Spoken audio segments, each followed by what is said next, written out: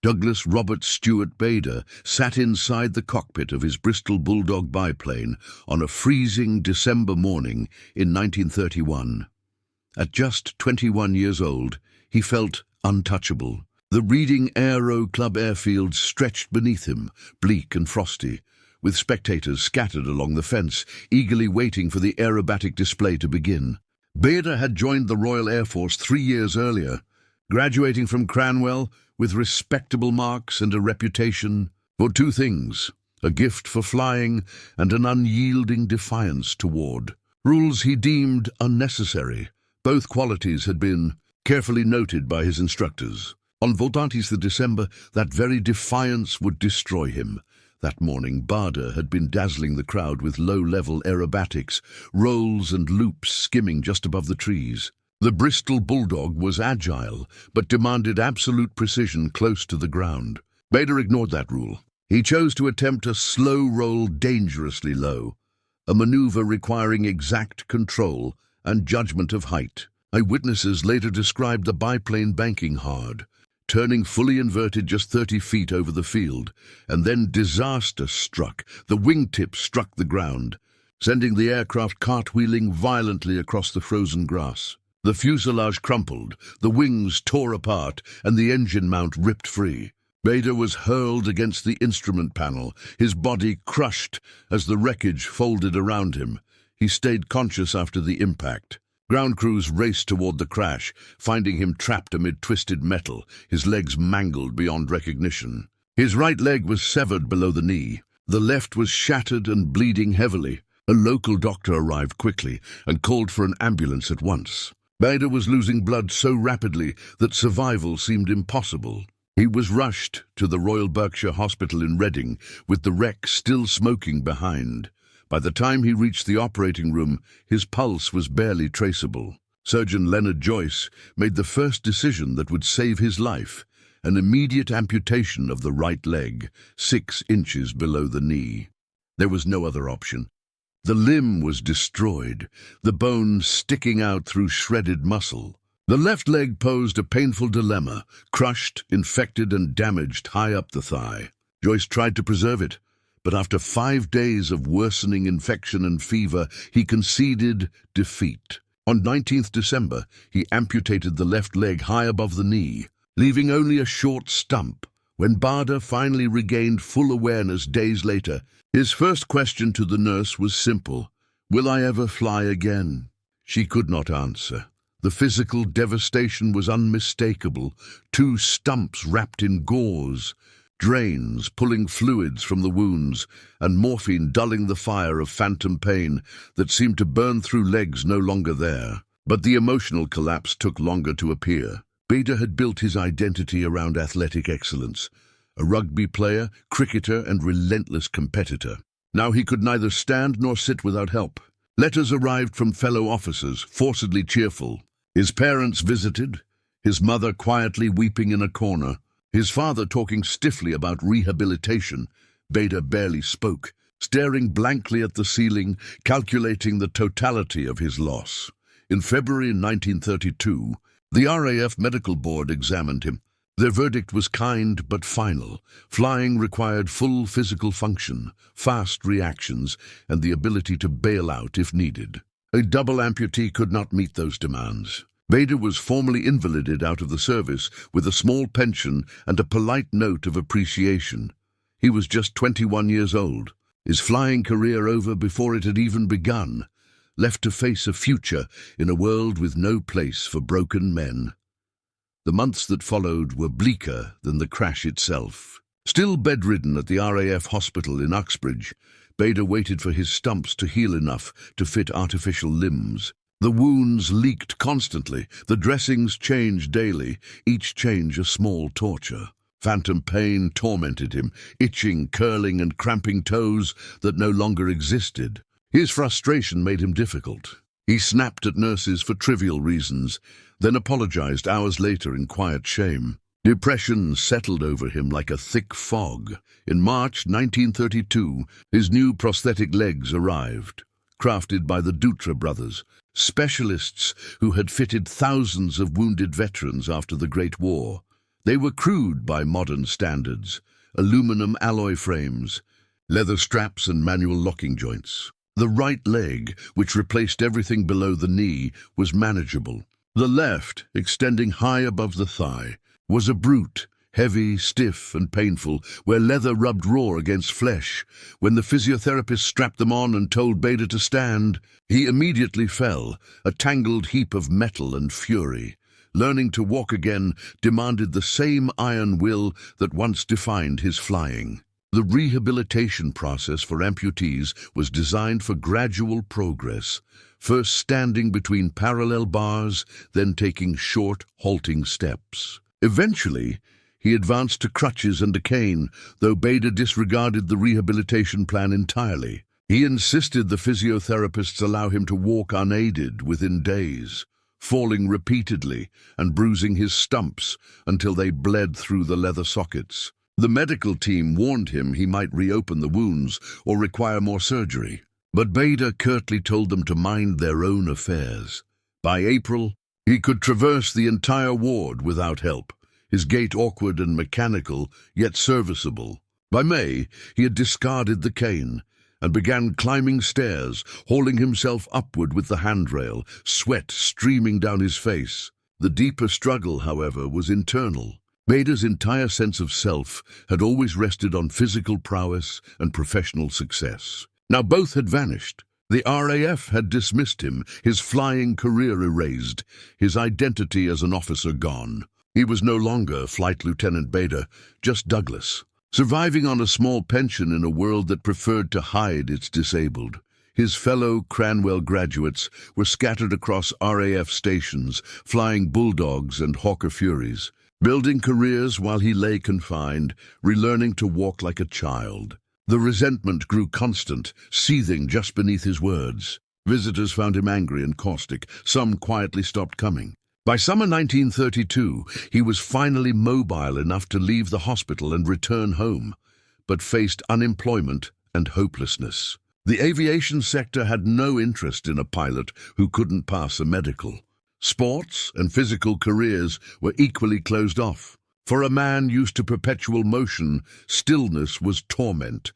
He became obsessed with his prosthetics, adjusting straps, tinkering with joint mechanisms, determined to smooth the jerky rhythm of his steps. He practiced walking endlessly, desperate to look natural. Yet no matter how hard he tried, the limp was unmistakable, the left leg's rigid knee impossible to conceal. Then came an unexpected break.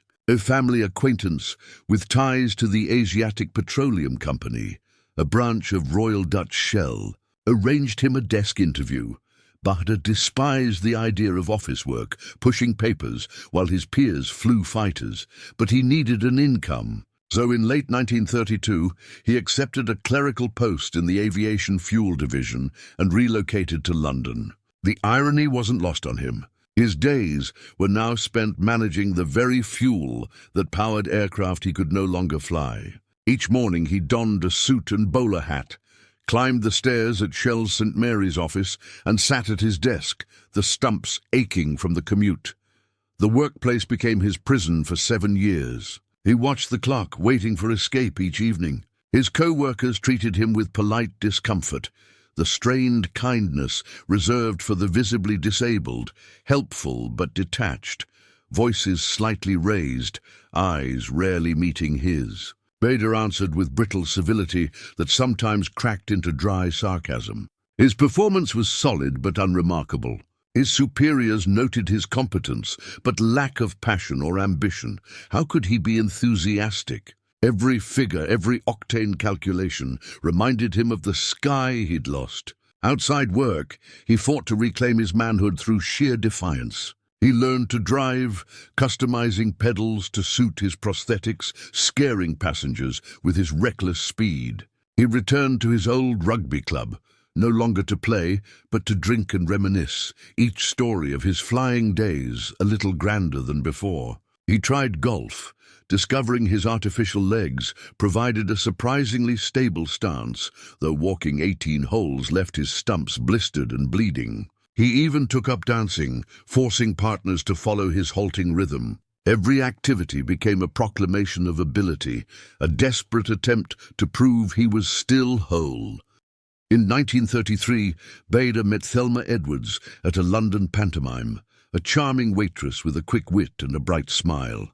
She laughed easily at his jokes and seemed unfazed by the faint metallic click of his steps. They began courting, dinners he could scarcely afford, theatre outings and drives through the countryside where Bader would park overlooking open fields and talk endlessly about airplanes. Thelma listened quietly, perhaps sensing that beneath the confidence was a man drowning in unspent ambition.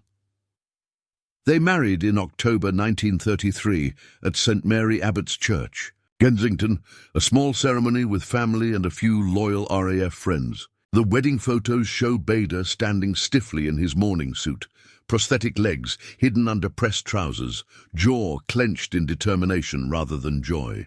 Beside him, Thelma beams genuinely, perhaps not yet grasping the depth of his bitterness. Married life soon fell into routine, a modest flat, Thelma managing the household and Bader commuting daily to his desk at Shell. Bader continued his monotonous routine at Shell, returning home each evening, increasingly embittered. His stumps never fully adjusted to the prosthetic limbs. The left stump, being so short, would rub raw and blister after long hours, demanding nightly care and inspection. Thelma, ever patient, learned to tend to him, cleaning the sockets, checking for pressure sores, and listening quietly to his grievances. Some nights he drank heavily, sitting with his metal legs removed, nursing a glass of whiskey and railing at the injustice of his fate. Other evenings he said little, lost in aviation journals, staring at images of aircraft he would never again command. Through it all, Thelma showed remarkable endurance, though her letters to her sister hinted at the emotional strain of living with a man consumed by anger and frustration. The RAF remained Bader's great obsession. On weekends, he would drive to nearby airfields, parking near the perimeter to watch fighters taking off and landing, a form of self-inflicted torment. He maintained correspondence with old comrades, hungry for every scrap of news about squadrons and new aircraft.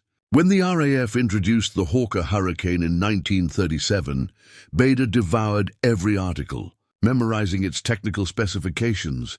Despite knowing he would never sit in its cockpit, friends urged him to let go, to build a civilian life and accept the cards he'd been dealt. Bader saw such advice as weakness. Day after day, he sat at his Shell desk, seething quietly at the waste of his talent and will. By 1938, Europe edged closer to war. Hitler had reoccupied the Rhineland, annexed Austria, and now threatened Czechoslovakia. The RAF scrambled to expand, recruiting and training pilots in anticipation of the inevitable. Bader followed the headlines with a mixture of hope and despair. Britain would need every skilled pilot it could find, except him. He was still invalided, still unfit, still condemned to count-octane numbers, while others prepared to defend the skies he loved. That autumn, in their small London flat, Bader and Thelma listened to Chamberlain's radio speech proclaiming peace for our time.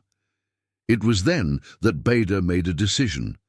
If war came, he would return to the cockpit whatever the rules said.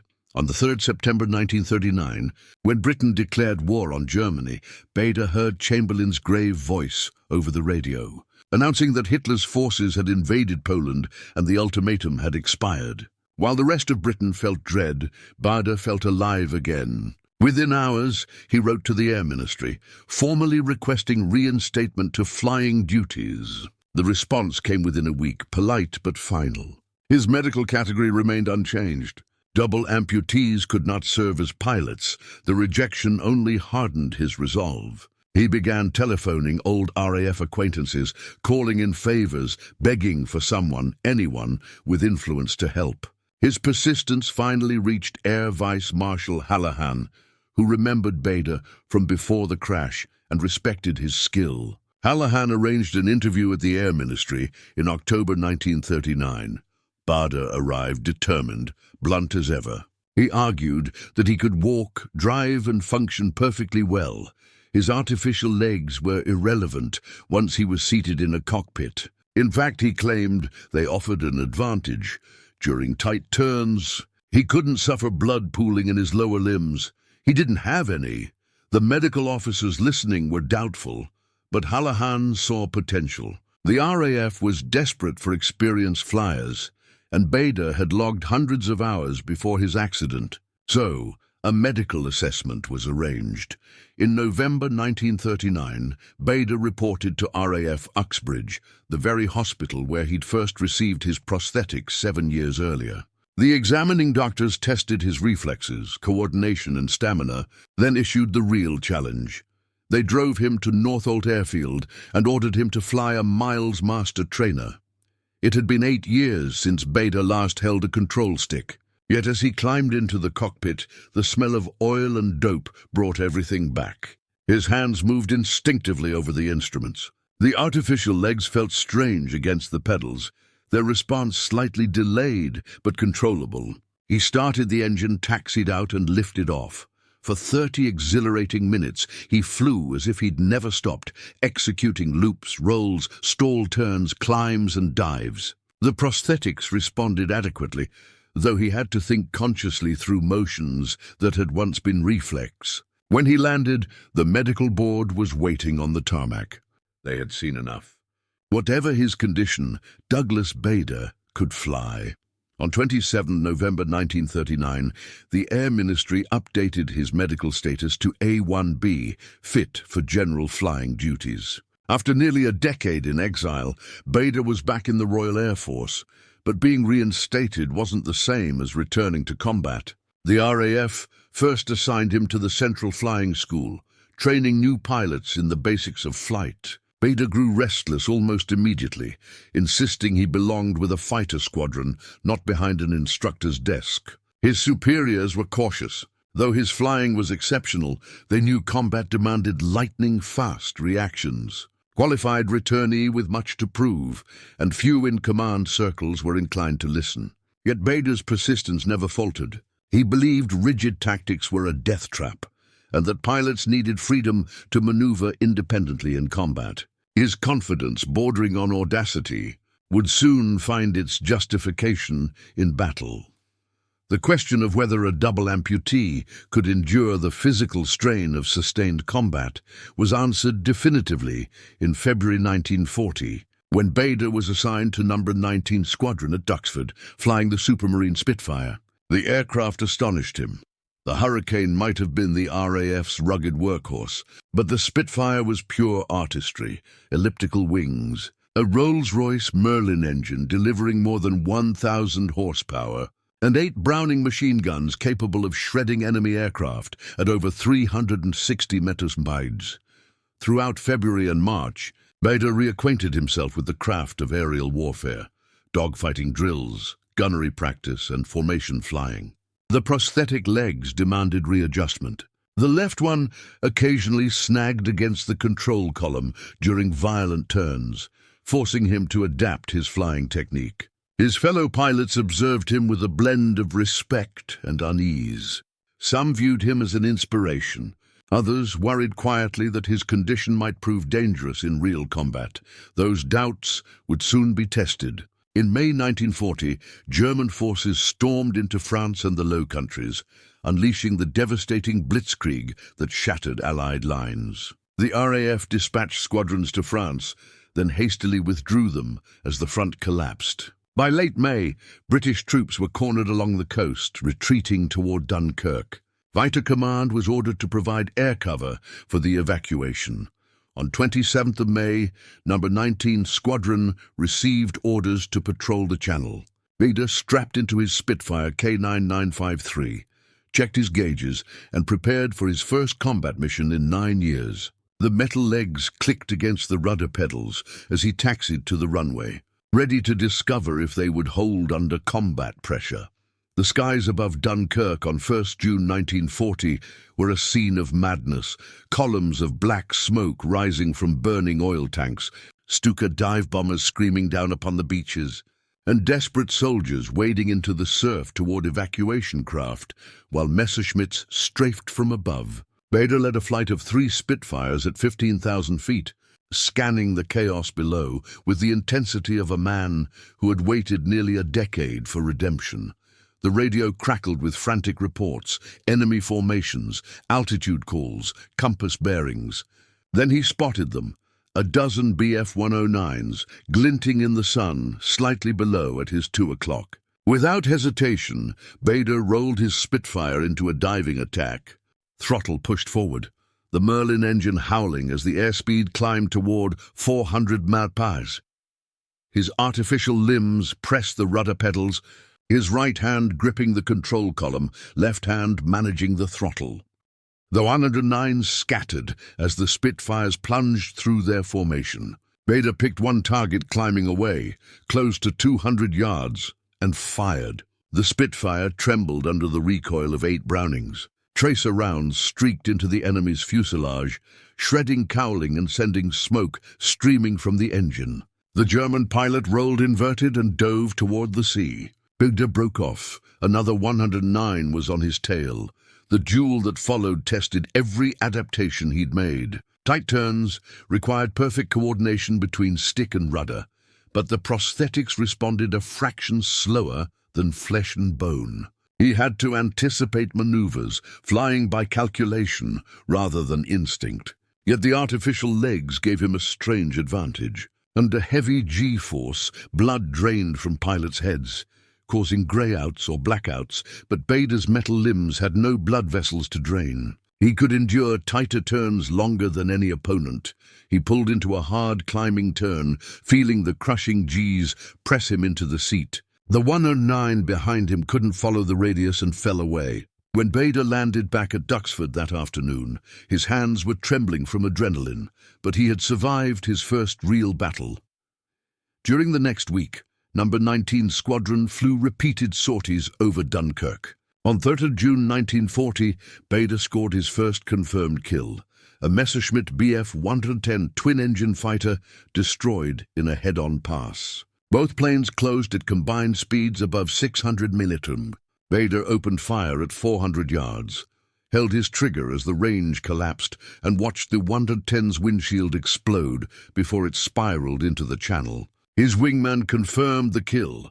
That evening, over drinks in the officers' mess, those who had once doubted him began to reconsider. Bader was not merely surviving, he was excelling, fighting with a ferocity that bordered on reckless brilliance. His combat reports were clinical, angles, positions, ammunition used, results noted, but his demeanor transformed. The bitter man who had arrived 4 months earlier had vanished.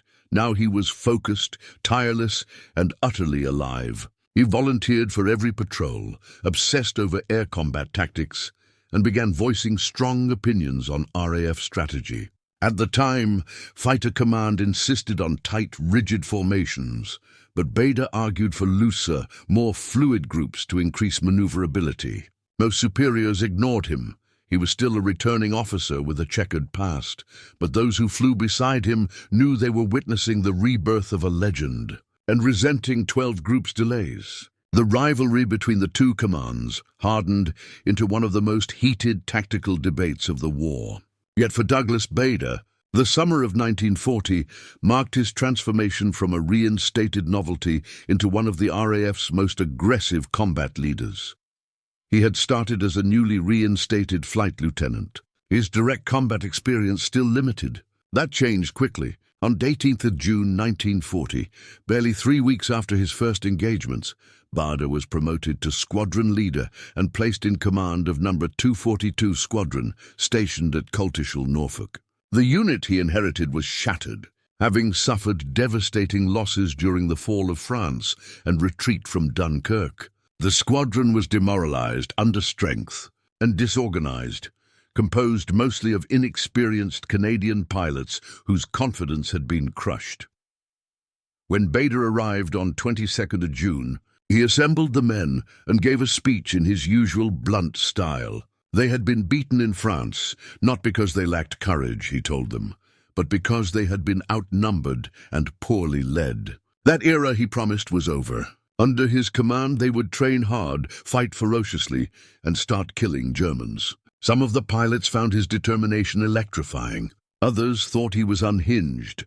Through July 1940, he drove them mercilessly. Formation flying, gunnery exercises, tactical coordination, constant repetition. He demanded absolute discipline on the ground and complete aggression in the air. Those who couldn't meet his standard were swiftly reassigned. Equipment shortages were handled with Bader's characteristic force of will. He would personally telephone supply depots, refusing to hang up until his squadron received the spare parts, ammunition, or aircraft it needed.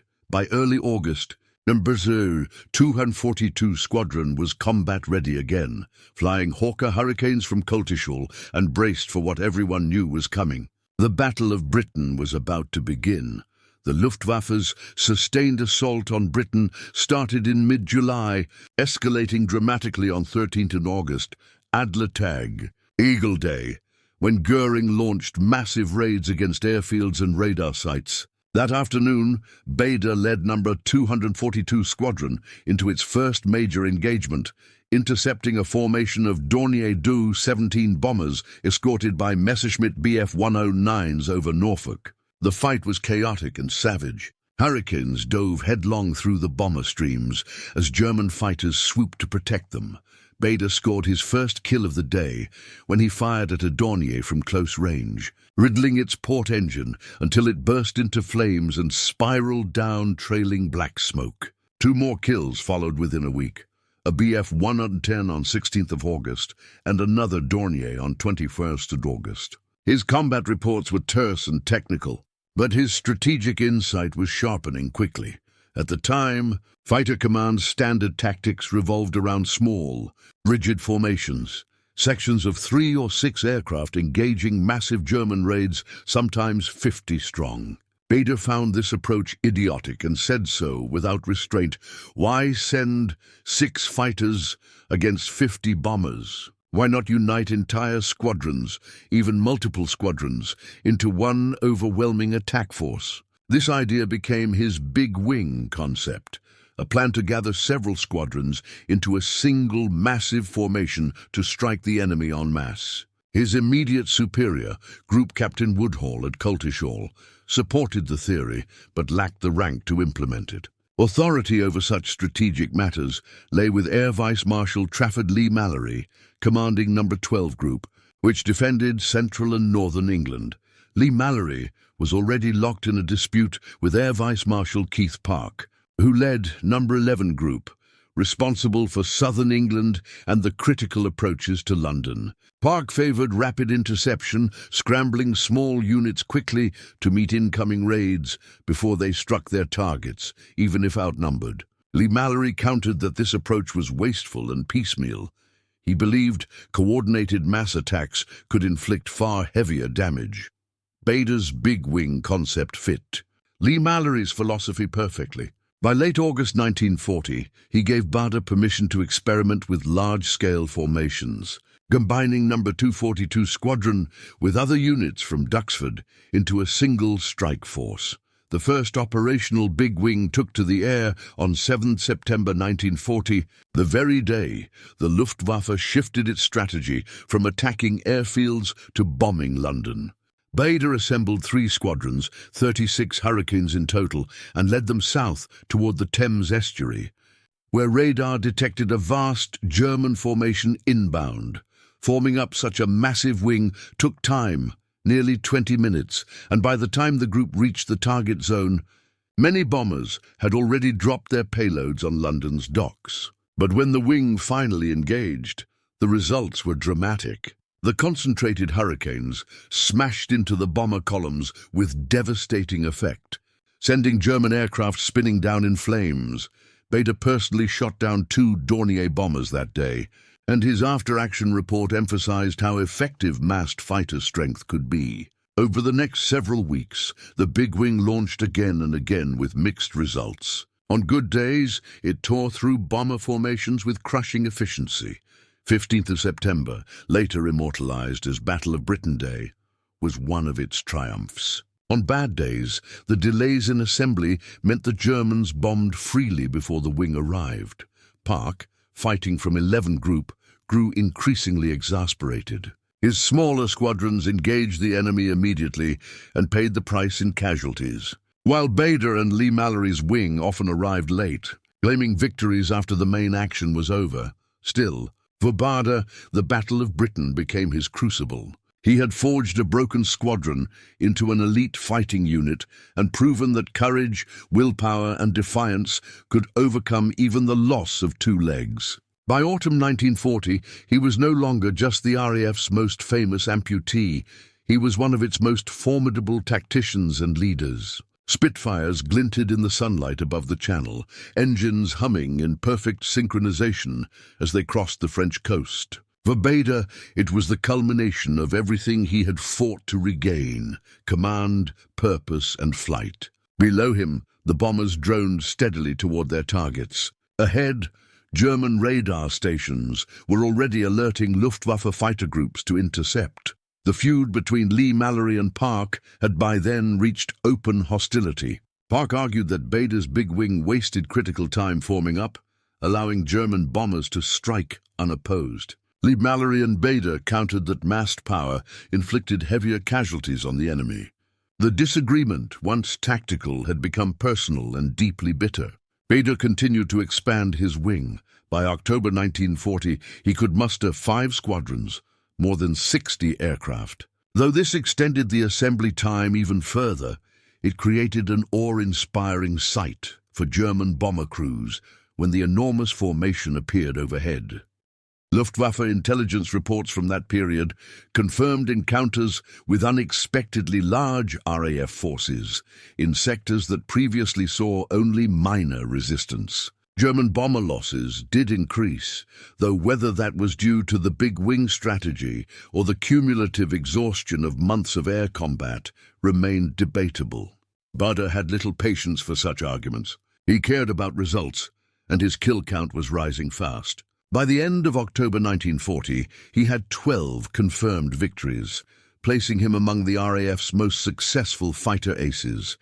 His leadership style, however, split opinion sharply. Those under his direct command admired his relentless drive, strict discipline, and refusal to let anyone else take the risks he demanded of them. Bader always flew at the front, leading attacks personally from the most dangerous position. But his abrasive personality caused friction with other squadron leaders and senior officers. He despised red tape, ignored orders he deemed foolish, and expressed his opinions with a candor that bordered on insubordination.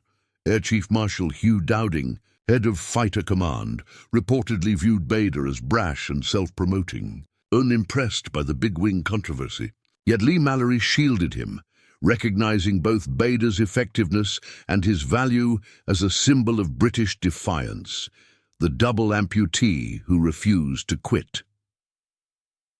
By November 1940, the Luftwaffe had begun to scale back daylight operations after failing to secure air superiority over Britain. The immediate danger had passed, though the Blitz, night bombings of cities, continued. Bader had survived 4 months of continuous combat, proving his prosthetic legs no hindrance in the cockpit. Under his command, No. 242 Squadron claimed more than 60 enemy aircraft destroyed. The post-war record suggests the real number was lower.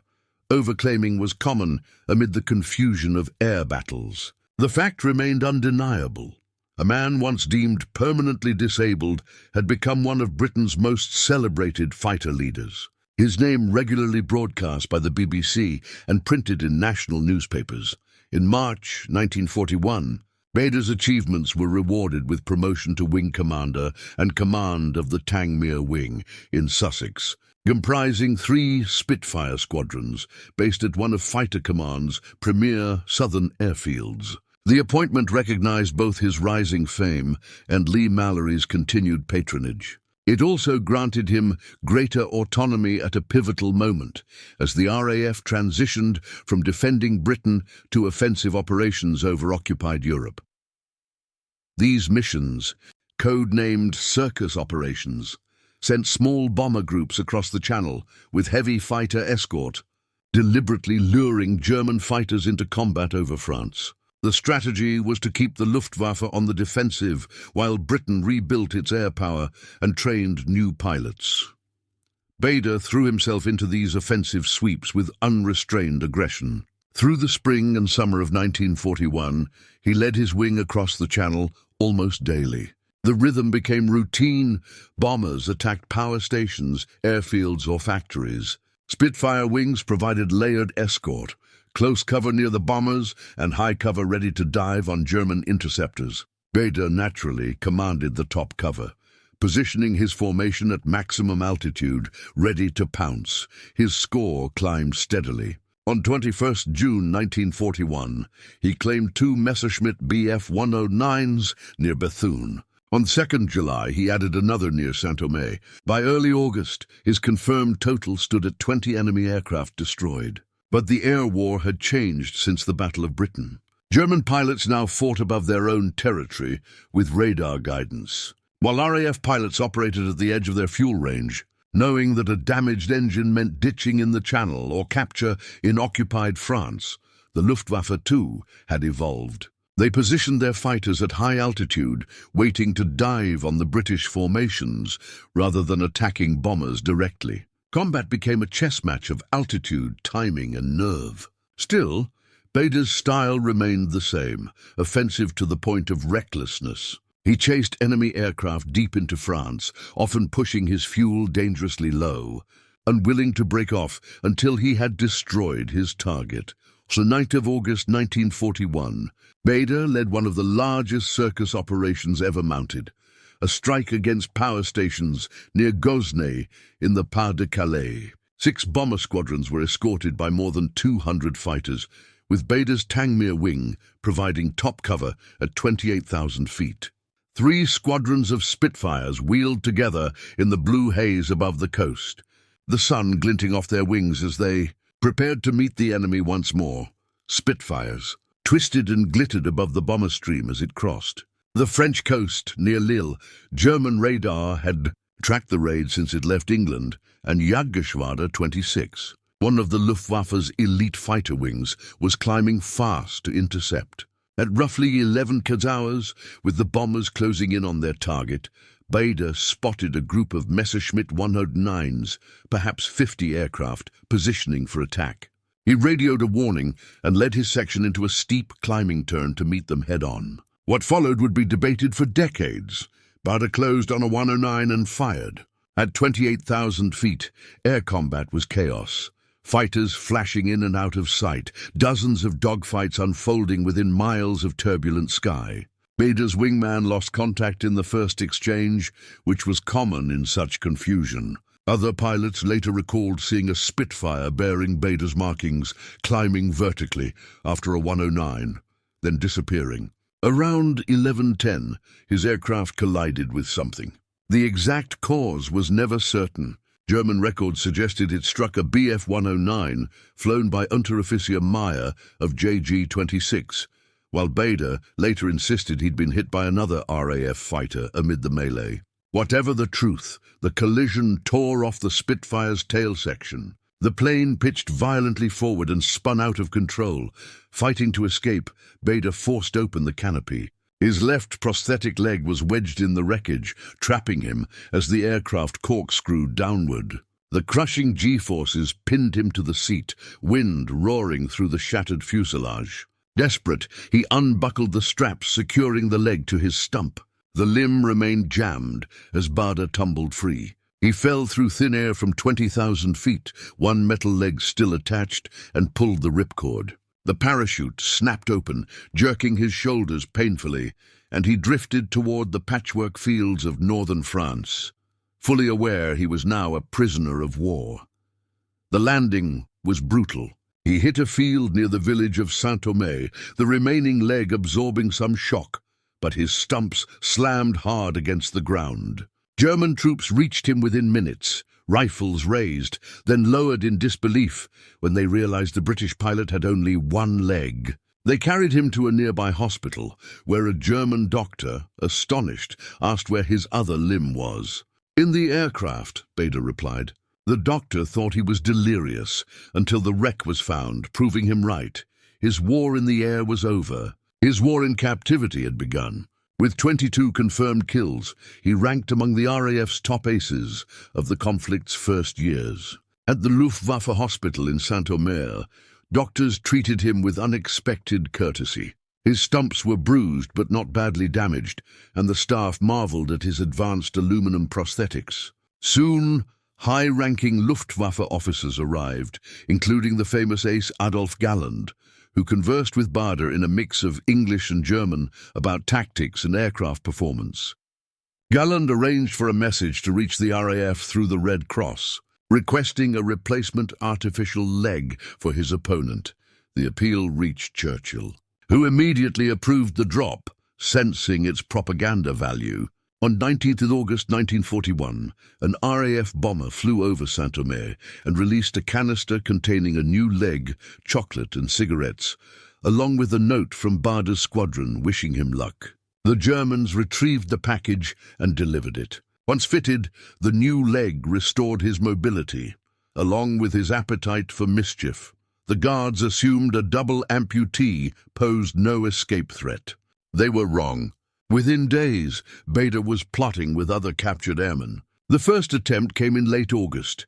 He and another officer staged a distraction, while a third tried to slip out through a window. The guards spotted the movement, and Bader was transferred to a more secure hospital, then to WWII at Warburg. His reputation preceded him. The Germans knew they held a notorious prisoner who would not sit quietly. He quickly joined the camp's escape committee and used his metal legs to conceal contraband, maps, compasses, even tools hidden in hollow cavities the guards hesitated to inspect. In October 1941, he joined a mass breakout via tunnel. 28 men escaped, all eventually recaptured. Bader made it only a few miles before police caught him hobbling down a rural road.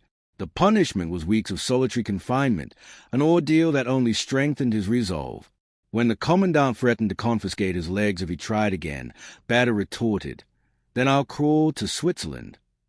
By August 1942, after several further escape efforts, the Germans decided he required maximum security custody.